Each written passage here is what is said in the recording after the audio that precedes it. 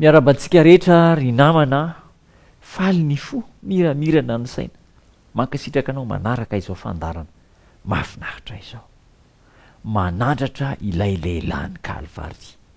Zao no mbarany soratra masina ao amin'ny Jaona 7:4-10. Jaona 7:4-10. Io zany le tantara izay zanak'Israely izay nohaniny mena rana, de nasain'Andriamanitra nanamboatra mena rana varana Mosesy, nasandratra ambony, ka ireo rehetra zay nijery an'le mena rana varana de sitrana.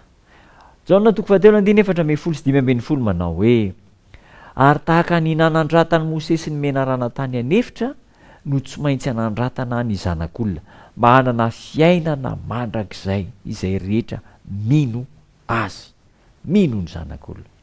Noho ny fahotan'ny Israely de nasian'Andriamanitra mena rana, nanaikitra ny zanak'Israely, de tsitsitra teny narary, sasany efa mialaina maty.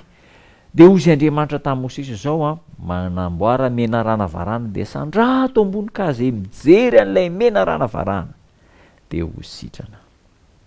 Mampitodika atsika eo amin'ny azo fijalian'i Kristy, Kalvary, ilay mena rana varana. Asaiko ianao, miangavy ianao, mba andinika segondra foy, minitra foy, ny zavatra nitranga teo amin'ny Kalvary, lay fahafatesan'i Jesosy Kristy, maty ho antsika. Tantara efa miverimberina izany, kanefa manandanja eo amin'ny famonjena atsika tsiraray avy. Asaiko ianao mba hitodika ao amin'i Jesosy Kristy. Voaro isika rehefa apetrakitsika eo aminy ny fisainantsika lalina indrindra, efa nividiny Kristy tamin'ny sanda sy ny vidiny, tsy azo takarina amin'ny arena eto amin'izao tontolo izao. Ny tsirairay avy amintsika manatona an'Andriamanitra fa anampy antsika izy.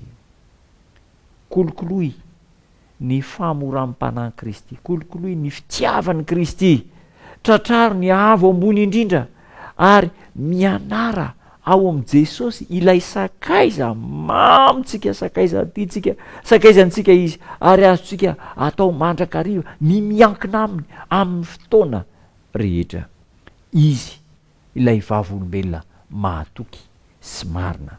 Rehefa mila ny fangorahantsika, raha ao anatin'ny fotoana mahaverevitra sy mahakivy antsika iny indrindra, de efa manatsotra ny tanany handray antsika io Jesosy Kristy io, manatsotra ny tanany hamonjy atsika, hanampy ary hanafaka atsika io Kristy io. Azontsika ataony mankeo aminy tahaka ny zaza tsotra izay manantona an'Andriamanitra. Nomena atsika Kristy, ary ny lanitra manontolo mihitsy no nanome an' Jesosy Kristy mba ho antsika, ho avitra ho antsika, hanamaivana ny fahoriantsika, hiara-mitondra ny enta mavesatra antsika, hanaisotra ny enta mavesatra mampijaly antsika.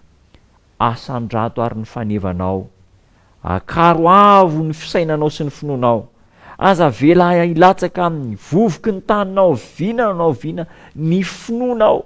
Asandrato Kristy, asandrato lay lehilahy ny Kalvary, asandrato avo an-trano izy, fa anampy anoana anao. De hiaraka hivavaka isika. Saotra Jesosy eo fa manampy, mampahery, manasitrana, manala ny akivina, manome fanantenana ary mamonjy anao. Misaotra anao izahay. Adinonay izany indraindray fa matetika mitondra ny enta mavesatry ny fiainana irery izahay. Ankehitriny manapa-kevitra mitodika any aminao. Raiso ny tananay, raiso ny fonay, trotro izay Jesosy io. Amaivano ny fahorianay, fongory ny alahelo sy ny tebitebinay satria hainao ny zavatra rehetra. Amin'ny anaranao nanonako ny vavaka. Amen.